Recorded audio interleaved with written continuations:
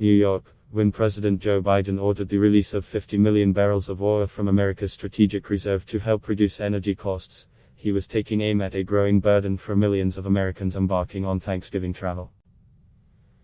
The step, announced Tuesday, done in a rare coordination with several other nations, is among the few things a presidential administration can do to try to lessen the squeeze and the political threat of rising inflation.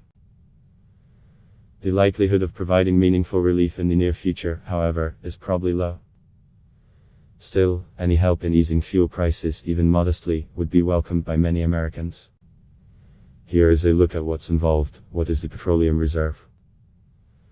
America's strategic petroleum reserve holds about 605 million barrels of oil in underground salt caverns in Texas and Louisiana.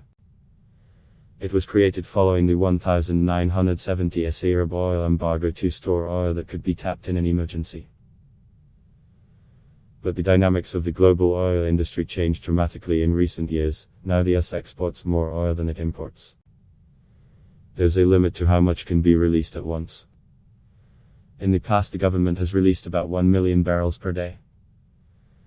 At that rate, the promised influx of 50 million barrels of crude could last about 2 months. Why did Biden tap the reserve? The idea is that by putting more oil on the market, prices will fall. That hasn't happened yet. But depending on what happens in the rest of the world, there's still a chance it could work. Oil prices rose slightly after the announcement. Traders were anticipating the news, and may have been underwhelmed by the details, said Claudio Galimberti, Senior Vice President for Oil Markets at Rystad Energy.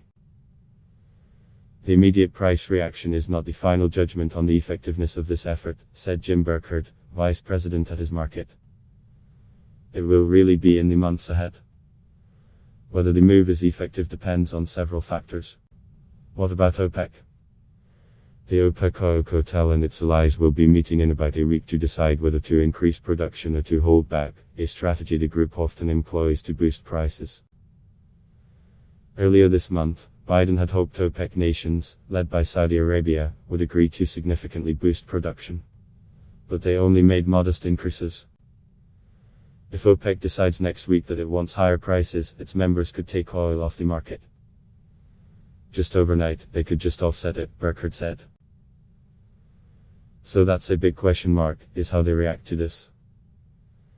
The coalition Biden assembled, bringing together India, China, Japan, South Korea and the AUK to tap their strategic oil reserves, is unprecedented, Galimberti said. Altogether, the group could be adding 70 million to 80 million barrels of oil onto the market, he estimates. It's kind of a coalition of oil importers, he added.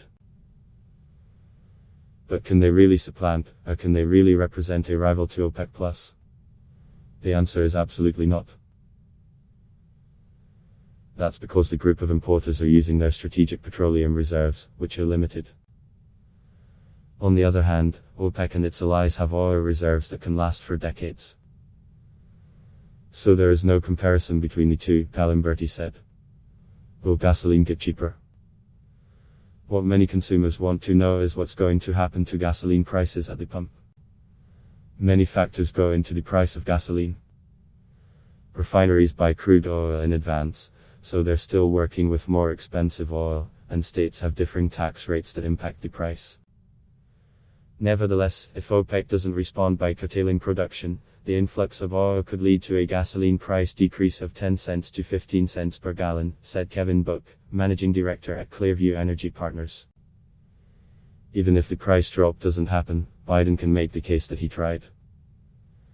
Really, what we're talking about are the most price-sensitive consumers in the economy, Book said.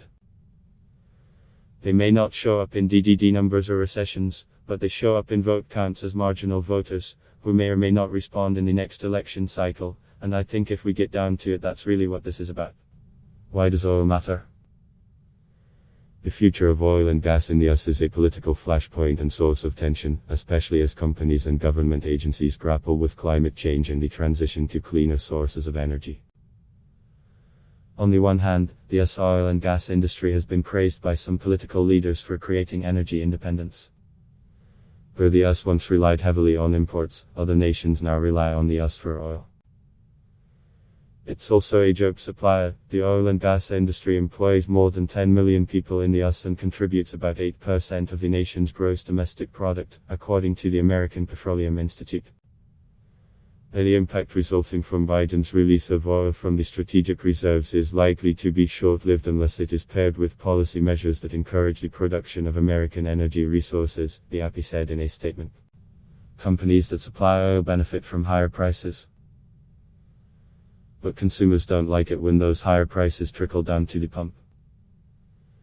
The broader drama is this new variable in the oil market. It's the tension between aspirations to decarbonize and the practical concern to have low gasoline prices, Burkhardt said. And that's why we're going to continue to see dislocations between demand and supply. Adblock test why.